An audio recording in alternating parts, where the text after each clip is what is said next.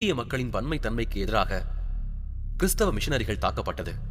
பாபர் மசூதி தாக்கப்பட்டது குறித்து கண்டனம் தெரிவிக்காமல் RSS மற்றும் விஸ்வ இந்து பரிஷத்தின் தலைவர்களுடன் தாங்கள் நெருங்கிய உறவை வைத்துள்ளது என் போன்றோருக்கு வருத்தத்தை கொடுக்கிறது.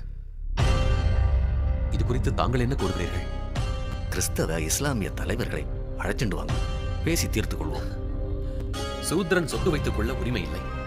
அதனை பிராமணர்கள், அதாவது ஆரியர்கள் பிடுங்கிக் கொள்ளவும் உரிமையுண்டு.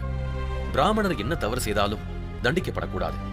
அப்படி தண்டிக்கிற அரசர் கொல்லப்பட வேண்டும் என்ற மனு தர்மத்தில் உள்ள சட்டங்கள் நீதியாகுமா, நியாயமாகுமா? இல்லை, ராமனாளுக்கும் தண்டனை உண்டு. அது விரிவா சொல்லப்படவில்லை என்பதுதான் நான் கண்ட உண்மை.